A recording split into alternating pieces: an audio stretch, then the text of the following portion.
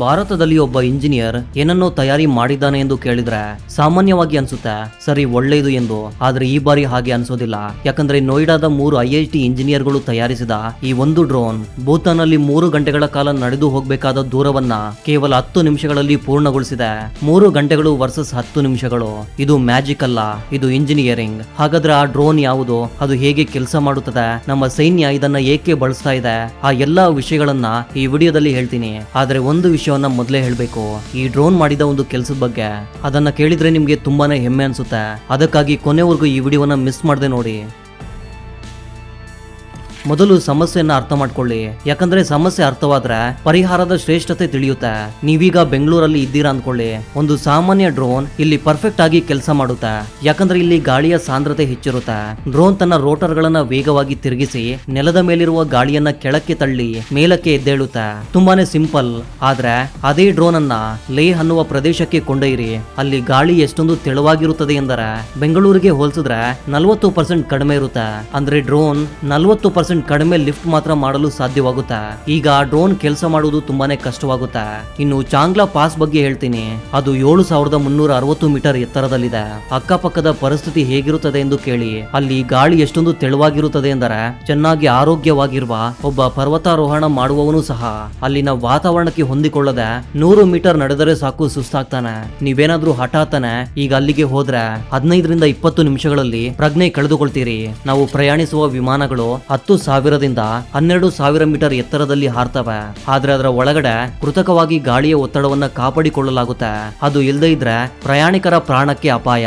ಚಾಂಗ್ಲಾ pass ಆ ಎತ್ತರಕ್ಕೆ ಅರ್ಧದಷ್ಟಿದೆ.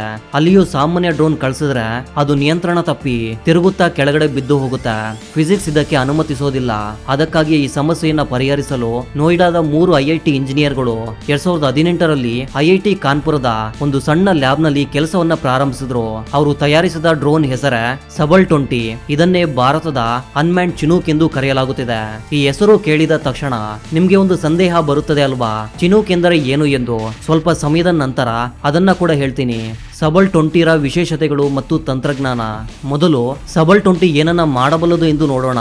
ಸಾಮಾನ್ಯ ಡ್ರೋನ್ಗೆ 4 ಮೂಲೆಗಳಲ್ಲಿ 4 ಸಣ್ಣ ರೋಟರ್ಗಳಿರುತ್ತವೆ. ಒಂದೊಂದು ರೋಟರ್ಗೆ ಒಂದೊಂದು ಮೋಟಾರ್ ಇದ್ದು ಎಲ್ಲವೂ ಸೇರಿ ಡ್ರೋನ್ ಅನ್ನ ಲಿಫ್ಟ್ ಮಾಡ್ತವೆ. ಇಲ್ಲಿನ ಸಮಸ್ಯೆ ಏನಂದ್ರೆ ರೋಟರ್ ಸೈಜ್ ದೊಡ್ಡದು ಮಾಡಿದ್ರೆ ಡ್ರೋನ್ ಬ್ಯಾಲೆನ್ಸ್ ತಪ್ಪುತ್ತೆ.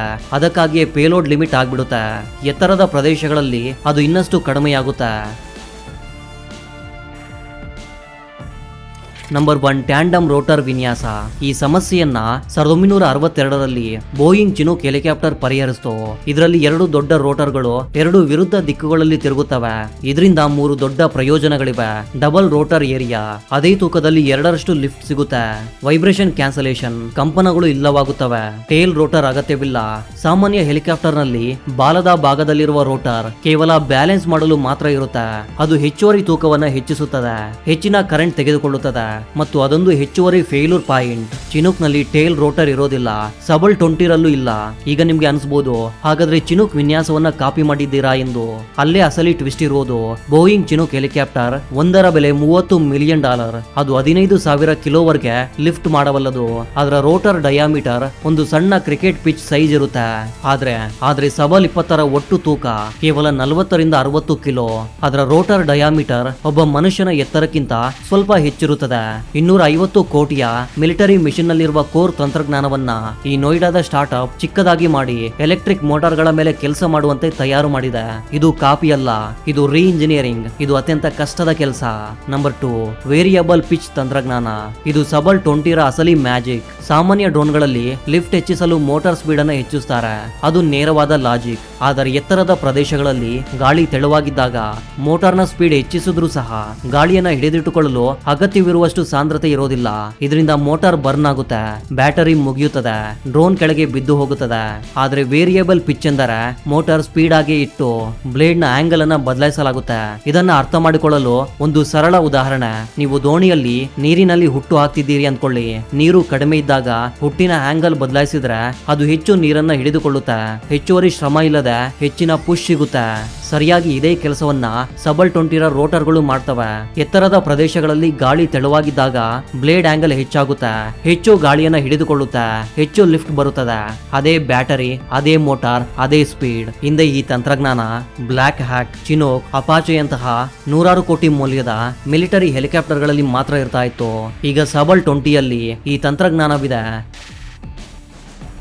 40 ಕಿಲೋಗಿಂತ ಕಡಿಮೆ ತೂಕವಿರುವ ಈ ಡ್ರೋನ್ ಪರ್ವತಾರೋಹಿಗಳು ಆಕ್ಸಿಜನ್ ಸಿಲಿಂಡರ್ ಕೊಂಡೊಯ್ಯುವ 5360 ಮೀಟರ್ ಅತ್ಯಂತ ಎತ್ತರದ ಪ್ರದೇಶಗಳಲ್ಲೂ ತನ್ನ ಬ್ಲೇಡ್ ಆಂಗಲ್ ಅನ್ನ ಅಡ್ಜಸ್ಟ್ ಮಾಡಿಕೊಳ್ಳುತ್ತಾ ಡೆಲಿವರಿ ಮಾಡಿ ಬರುತ್ತೆ. ಗಾಳಿ ತೆಳುವಾಗಿದ್ರು ಇಲ್ದೇ ಇದ್ರು ಇದಕ್ಕೆ ವ್ಯತ್ಯಾಸವೇ ಆಗೋದಿಲ್ಲ.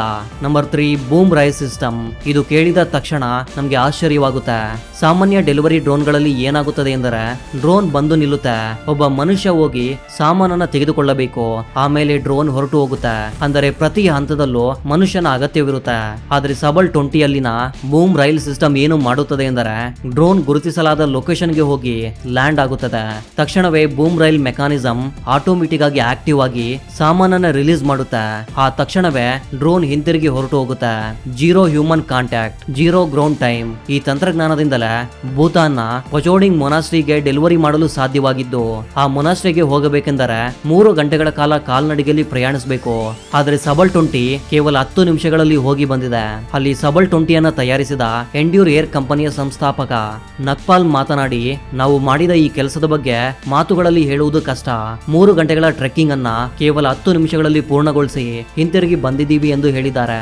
ಈಗ ಊಹಿಸಿಕೊಳ್ಳಿ, ಉತ್ತರಾಖಂಡದಲ್ಲಿ ಮಳೆಗಾಲದಲ್ಲಿ ರಸ್ತೆಗಳು ಮುಚ್ಚಿ ಹೋಗುವ ಹಳ್ಳಿಗಳು, ಅಂಡಮಾನ್ ನಿಕೋಬಾರ್ನ ಅತ್ಯಂತ ದೂರದ ದ್ವೀಪಗಳು, ಲಡಾಖ್ನಲ್ಲಿ ಚಳಿಗಾಲದಲ್ಲಿ 6 ತಿಂಗಳ ಕಾಲ ಬಾಹ್ಯ ಪ್ರಪಂಚದ ಸಂಪರ್ಕ ಕಳೆದುಕೊಳ್ಳುವ ಹಳ್ಳಿಗಳು, ಅಥವಾ ಭೂಕಂಪ ಪೀಡಿತ ಪ್ರದೇಶಗಳಲ್ಲಿ ಮೆಡಿಕಲ್ ಕಿಟ್ ಅರ್ಜೆಂಟ್ ಆಗಿ ಬೇಕಾದಾಗ ಸಬಲ್ 20 ಎಲ್ಲಾ ಕಡೆಗೂ ತಲುಪಬಲ್ಲದು. ನಂಬರ್ 4, ಪೇಲ್ ಸೇಲ್ ಪ್ಯಾರಾಚೂಟ್ ಸಿಸ್ಟಮ್. ಇದು ಜುಲೈ 2025ರಲ್ಲಿ ಸಾಧಿಸಿದ ಒಂದು ದೊಡ್ಡ ಮೈಲಿಗಲ್ಲು. ಊಹಿಸಿಕೊಳ್ಳಿ, 5000 ಮೀಟರ್ ಎತ್ತರದಲ್ಲಿ 20 ಕಿಲೋ ಪೇಲೋಡ್ ನೊಂದಿಗೆ ಹೋಗುತ್ತಿರುವ ಡ್ರೋನ್ ನ ಬ್ಯಾಟರಿ ಹಠಾತ್ತನೆ ಫೇಲ್ ಆಯ್ತು. ಸಾಮಾನ್ಯ ಡ್ರೋನ್ ಆಗಿದ್ರೆ ನೇರವಾಗಿ ಕೆಳಗೆ ಬಿದ್ದೋಗುತ್ತೆ, ಪೇಲೋಡ್ ನಾಶವಾಗುತ್ತೆ. ಆದ್ರೆ ಸಬಲ್ 20ಲ್ಲಿ ಆಟೋಮೆಟಿಕ್ ಫೇಲ್ ಸೇಫ್ ಪ್ಯಾರಾಚೂಟ್ ಇದೆ. ಯಾವುದೇ ಕ್ರಿಟಿಕಲ್ ಫೇಲ್ಯೂರ್ ಆದ ತಕ್ಷಣವೇ ಮನುಷ್ಯ ಯಾವುದೇ ಕಮಾಂಡ್ ನೀಡದೇ ಇದ್ರು ಪ್ಯಾರಾಚೂಟ್ ಓಪನ್ ಆಗುತ್ತೆ, ಡ್ರೋನ್ ಸುರಕ್ಷಿತವಾಗಿ ಕೆಳಗೆ ಇಳಿಯುತ್ತೆ, ಪೇಲೋಡ್ ಕೂಡ ಕ್ಷೇಮವಾಗಿರುತ್ತೆ, ಯಾವುದೇ ಡ್ಯಾಮೇಜ್ ಆಗೋದಿಲ್ಲ. ನಮ್ಮ ಸೈನ್ಯ ಒಂದು ಡ್ರೋನ್ ಅನ್ನ ದೊಡ್ಡ ಮಟ್ಟದಲ್ಲಿ ಬಳಸಬೇಕೆಂದರೆ ಇಂತಹ ಫೇಲ್ಯೂರ್ ಬ್ಯಾಕಪ್ ಖಂಡಿತವಾಗಿಯೂ ಅಗತ್ಯವಿದೆ. ಈ ಪ್ಯಾರಾಚೂಟ್ ನ ಸಿಸ್ಟಮ್ ಇರೋದ್ರಿಂದಲೇ ಸಬಲ್ 20 ಒಂದು ಪ್ರೊಫೆಷನಲ್ ಆಗಿ ಇಂಜಿನಿಯರ್ ಮಾಡಲಾದ ಮಿಷನ್ ಎಂದು ಹೇಳಬಹುದು.